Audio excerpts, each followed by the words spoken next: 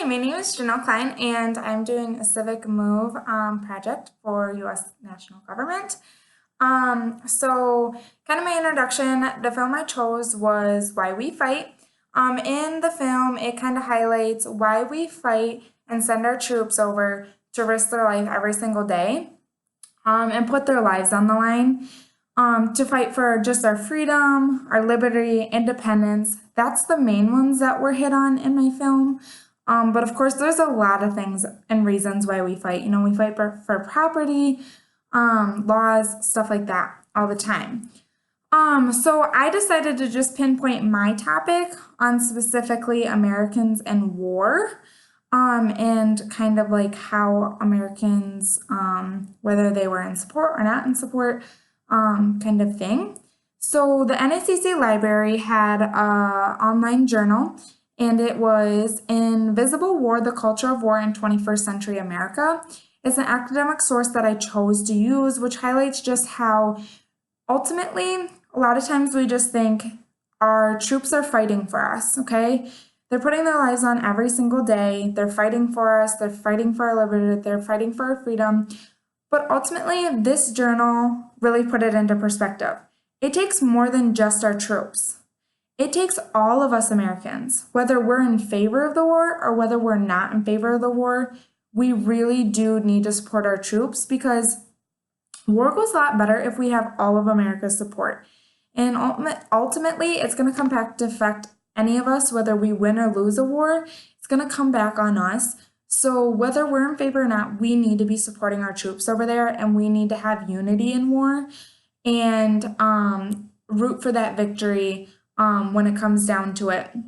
So that really was an opening perspective for me because I kind of just always thought like it doesn't really have much to do with me. But after reading that article, it was kind of short and sweet, but it just hit on the main details of what needed to be hit on, I guess. So the purpose of my research was to learn more and just understand about America and war kind of thing, like what goes on, and then that between the government as well. So one thing that I kind of made was my visual aid for the whole thing, which was Why We Fight, and then America and War because that was my topic. So this is the visual aid I did. Obviously, we had a victory after this war. So that's kind of the visual I used. So then getting into the strengths and the weaknesses. So according to my second source of ushistory.org, we have had a lot of great strengths and weaknesses over the years in war. So of course our strengths, we have won some victories in war. And the biggest thing about that was that like the British American War, we were considered the underdogs. So winning that war was huge because nobody expected that. British had so much more advantages over us than we had. So mind you, we had some advantages to the war that they didn't have, but ultimately they were considered to have a better troop than us and all that, better militia and weapons and etc. So winning that war was a huge victory for us, along with a couple other victories. And the nice thing about that is when we're fighting in these wars, we're fighting, like I said earlier, for our freedom, our liberty, our rights of all things. And winning those is huge. So although we have weaknesses, right? Because there's always a weakness with a strength.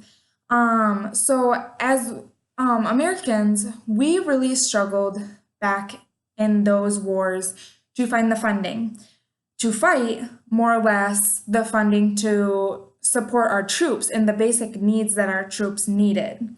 So my third source, I use my film, Why We Fight. It honestly just does a good job of summarizing the strengths and weaknesses of our government for war, that I kind of just stated, but we continue to fight because we're a strong company and we need to have that unity, like I said.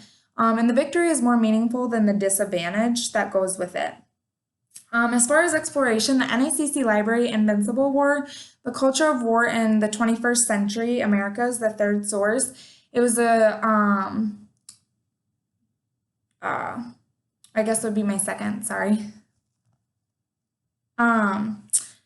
So this article, like I said, earlier. It goes in to explain how we really need to all be one and fight for our country, no matter what it is, whether we like it or not. Because it does take all of us as a whole country versus just our troops out there fighting. And then my Smithsonian's was another source I used. It explains how going into war has gotten America into trouble in the past and has costed us. For example, the cost of our lives of our troops. We lose all these troops every single war we go into. So to, have that cost of those lives, which is huge, if we don't get a victory in war, that's another cost that we take and kind of degrades our military or our troops.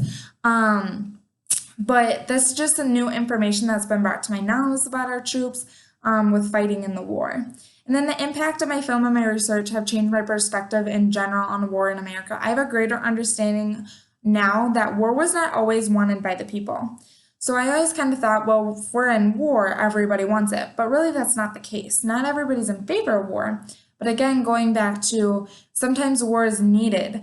That's how we've gotten to where we are today as a country, and have all of our rights and freedoms, and that we get to do what we get to do. We wouldn't be where we are today as a country if it wasn't because of the past. So the support we have for our troops, I think, is greater now than it ever has been, which is great just in case we ever do get into another war someday. So all in all, America has strengths and weaknesses. It takes more than just our soldiers for our rights and our freedoms. Us citizens need to be in support of that as well. It takes the whole USA, right? So the research I did and based on my film, I gained greater knowledge of war in America. I've learned so much doing this film. So it's just great and I had a lot of fun doing it. Thank you.